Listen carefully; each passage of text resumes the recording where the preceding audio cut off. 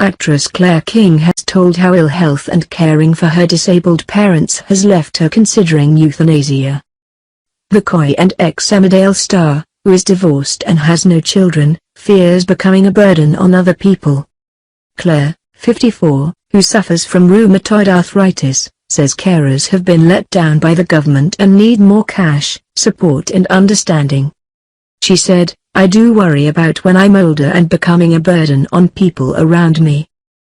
I can understand why people choose assisted dying, and it's getting to the point where I would consider it myself.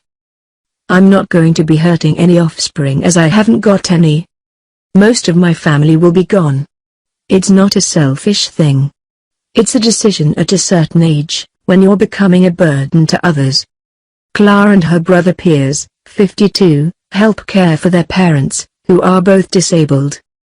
Dad John, 77, was diagnosed with multiple sclerosis in his late 20s, while Mum Angela, also 77, has had severe back problems and rheumatoid arthritis since her children were young.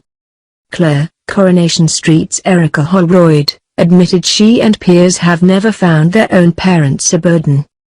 But she added, "I worry about not having children. I see how my brother and I try to help out our parents, I haven't got that."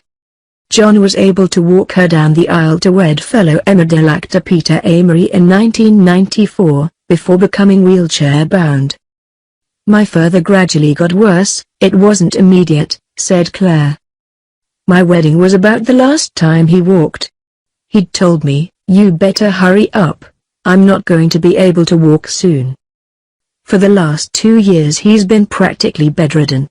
He does get in his wheelchair but it's difficult. We were all pitching in to look after my dad and Mum. Now he has to have full-time carers in."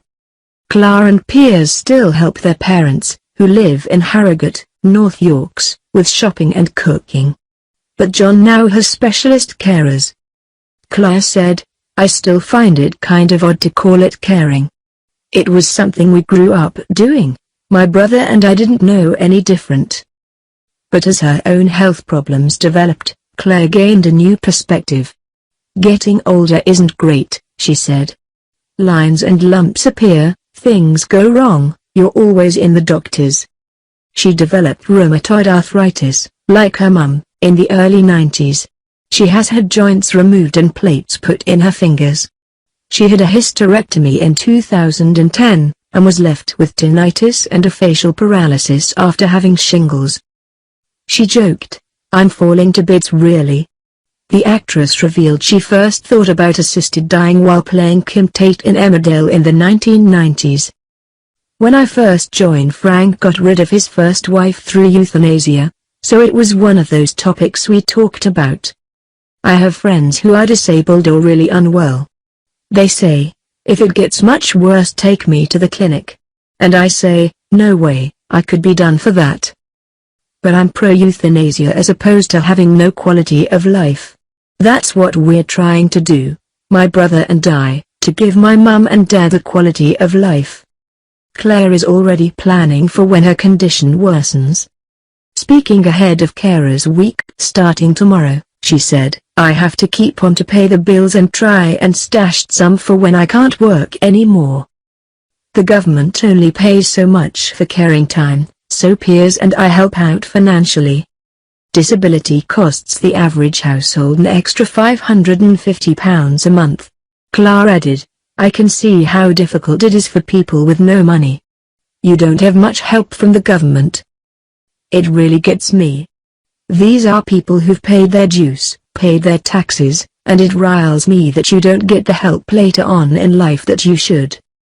You put money in the pot and you can't help being ill or having a disease." But Claire says support is available.